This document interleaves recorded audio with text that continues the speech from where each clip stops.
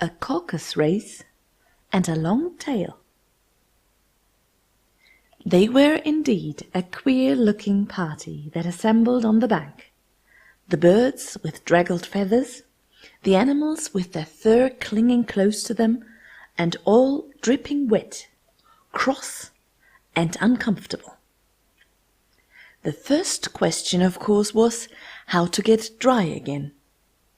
They had a consultation about this, and after a few minutes it seemed quite natural to Alice to find herself talking familiarly with them, as if she had known them all her life.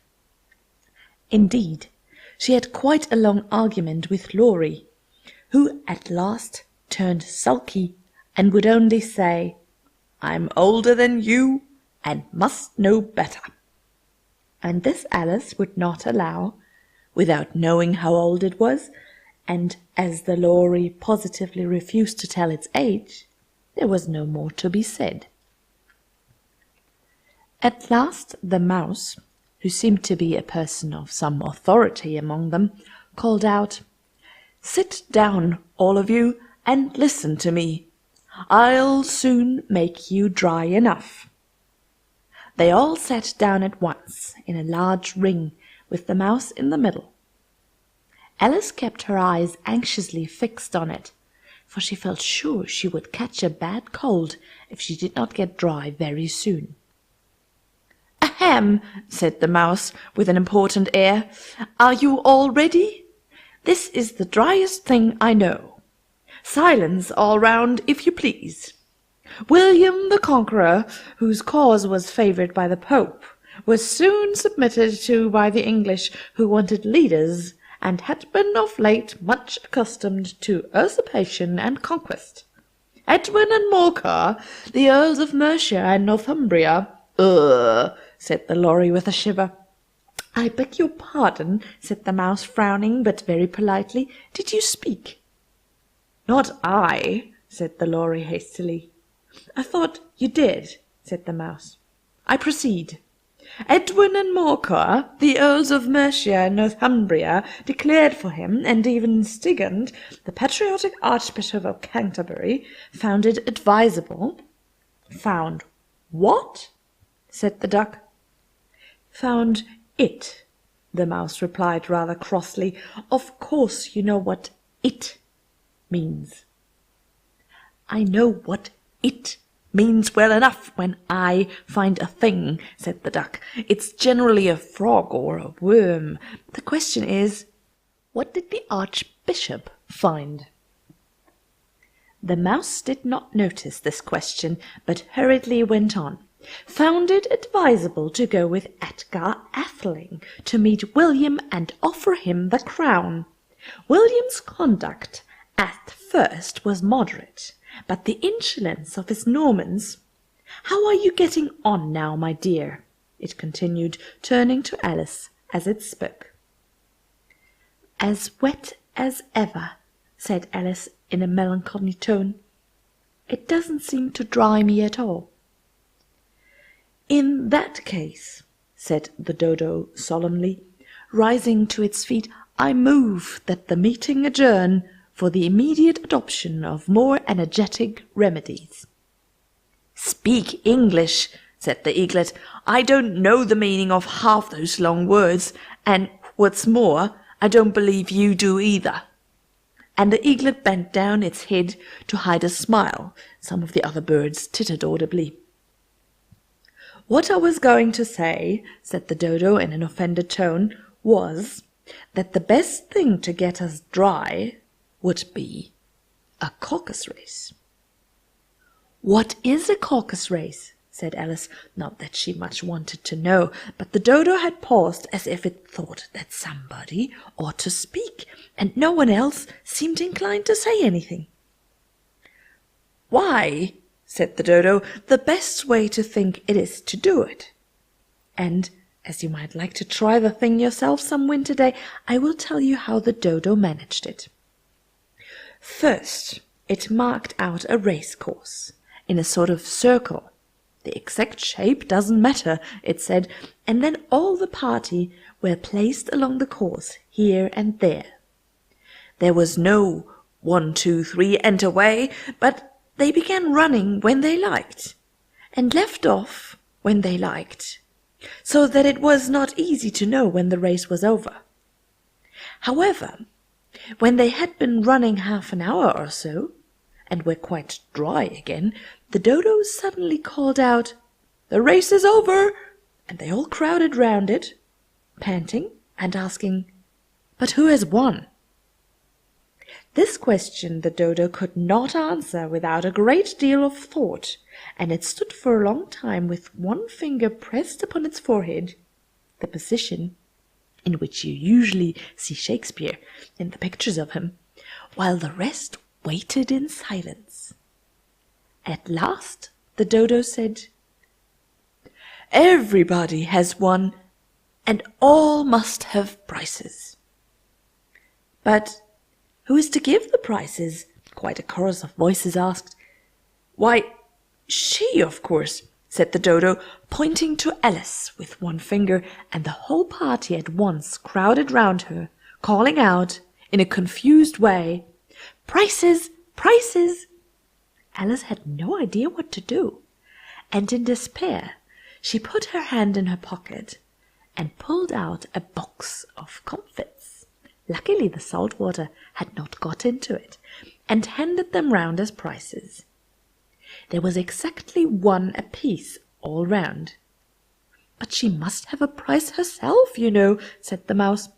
"Of course," the dodo replied very gravely. "What else have you got in your pocket?" It went on, turning to Alice. "Only a thimble," said Alice sadly. "Hand it over here," said the dodo.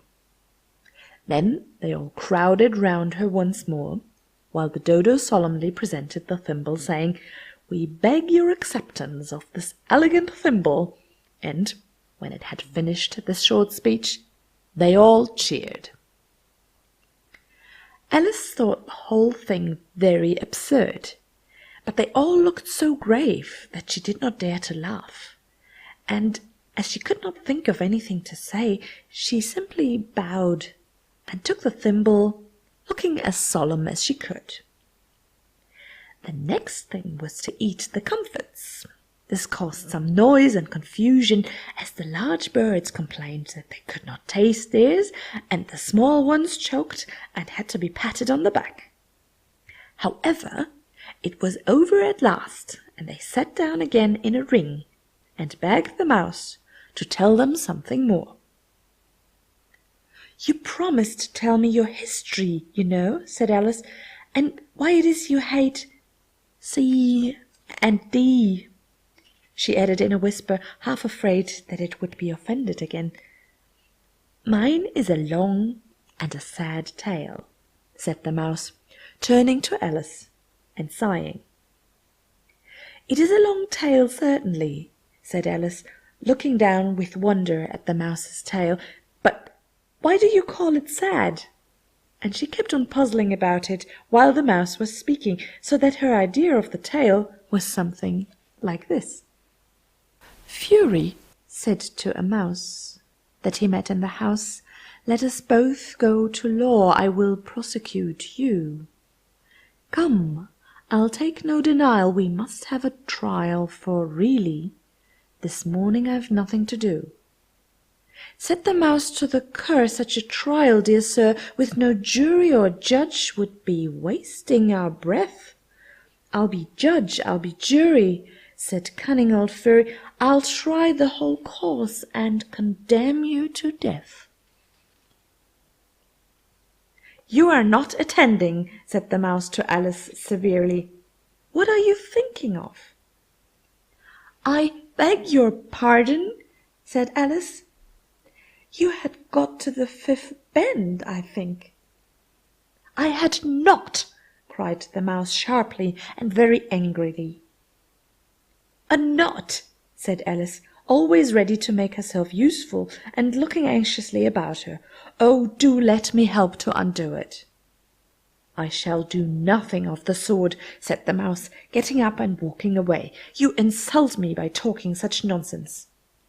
'I didn't mean it,' pleaded poor Alice, 'but you're so easily offended, you know.'